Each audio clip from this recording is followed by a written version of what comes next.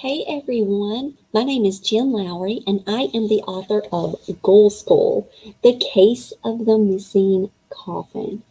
We are now in chapters 3 and 4, so I would love it if you could turn to page 20.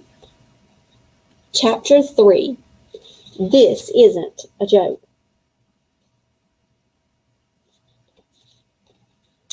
Mom asked, "How was your first week of middle school? Did you make any new friends?"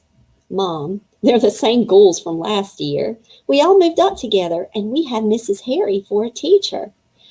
"Good, Vlad. That makes it easier when—" "When what?" my father interrupted. "When do we speak about school over weekends?" "Oh, nothing. It's nothing at all." Mom's face turned paler than usual. They gave each other the stare. The one that let me know they were hiding something. Another code. No secrets.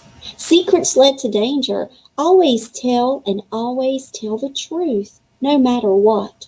Dad tried to change the subject and said, "So, Vlad, did you use that pickup line? I think you're too young to be thinking about girls. And a werewolf too? They can be a little ornery." "What?" "The line about driving and that girl Sarah." "Dad, did you read my diary?" "Of course I did. It's not meant to be private. It's for the world, to document our lives or our undeadness. You've got a great start there, Vamp Champ. Let's put it in print." There's his diary. "Dad, but I thought you said—" "No secrets, remember?" "Then what was Mom about to say?" Bat wings fluttered against the window pane. "Who could that be at this hour?" asked Mom. "Sunrise is upon us."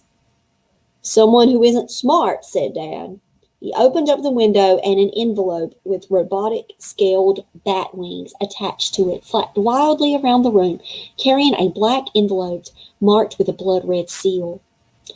"A mechanical mailer. I've always wanted one," Dad said. "Well, it looks like your lucky night. It's addressed to you, Vlad." "It doesn't have a return address." "Who could it be from?" "Probably from your cousin, Vinny. He's been asking for a visit." I ripped open the envelope and hissed when long worms crawled up and out along my hand and arm, leaving a dirt trail. A drawing fell out. Mom said, "That's not from Vinny.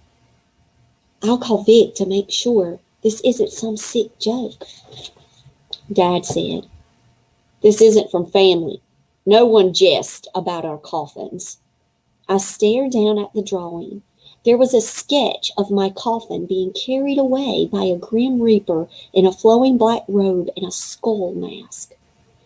Scrawled in blood-red ink were the words, 1, 2, 3, 4. The clock strikes 5. Your coffin is missing and the sun's about to rise. Where will you go? Where will you hide? There's no place for you to fly. The undeads are about to die. Before I could say Batman, Dad transformed into a winged creature of the night, one that didn't look like he was going to an amusement park or through the library chimney to help me check out my latest Magic Treehouse book. This was bad, Dad. Mad Dad. The one you didn't want to mess with, Dad. He flew in erratic circles through the house and back again. "It's gone. Hurry, son, before it's too late. To the cave. Nowhere is safe but Ghoul's school until his treachery is discovered." He didn't have to tell me twice. I was out the window right before the rooster could crow in the sun. Years of practice beating the time bomb alarm at school had me prepared. That's one thing I'd give Mr. Whip credit for. He whipped us all into shape. Maybe for scares like this one.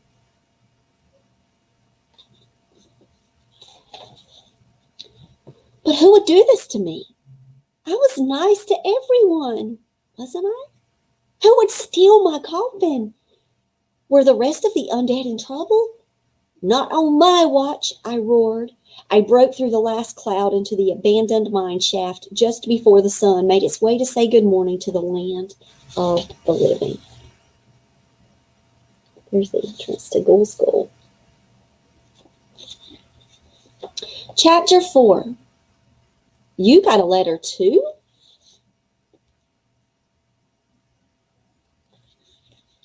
I flew smack into Winnie. She was a Wendigo of enormous proportions, towering in the cave as if she were the guardian ghoul.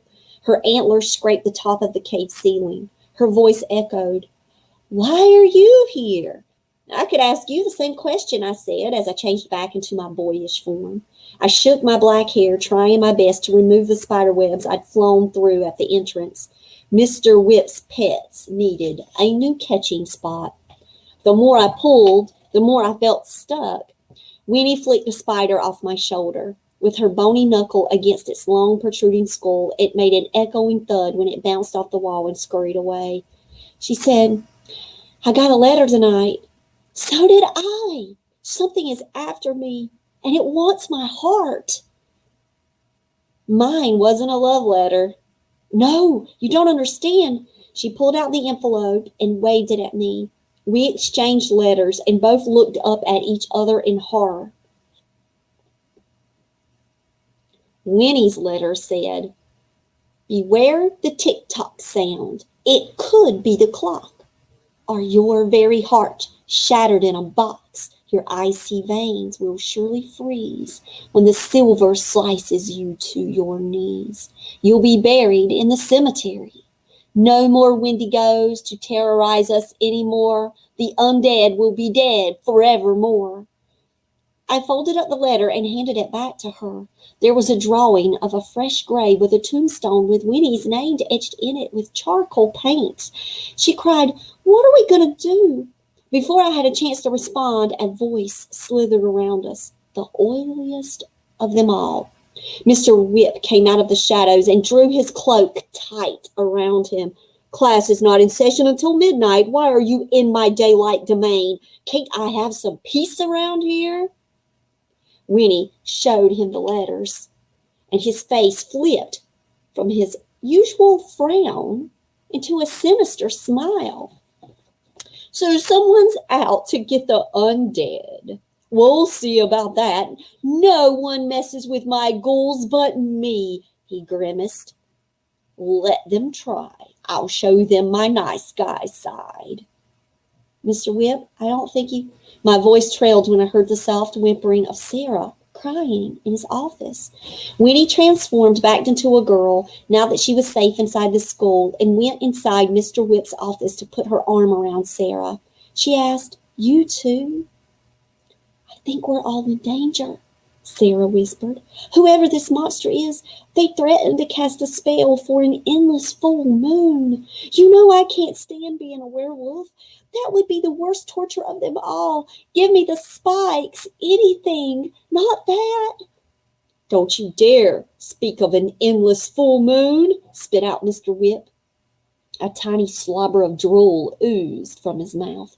"Don't you know how atrocious ghouls act in school during a full moon?" Winnie wiped Sarah's tears. "It'll be okay, Sarah. Vlad will come up with a plan." "Me? Why me?" "Because you're the precocious one. Mrs. Harry always says so." Mr. Whip called in his spiders and began clicking his tongue with orders no one could understand. He turned to them and said, "Precocious ghouls are a nuisance. Make them creatures of the night. And precocious? Unbearable. But if it must be carried out, let it be done by Vlad. One less vampire in the world won't be the end of Ghoul School." Vlad swallowed hard. Did they really think I had a plan? My coffin was missing. My drawing wasn't just a threat. I would lose everything. My family, my friends, my undead life. The danger was real, present, in my face. I looked at Winnie and Sarah. "Let's wait for Greenie and Zoe. With all of us together, we'll figure out what to do. Until then, we need some rest. I don't have a coffin to sleep in, but I could find a broom closet.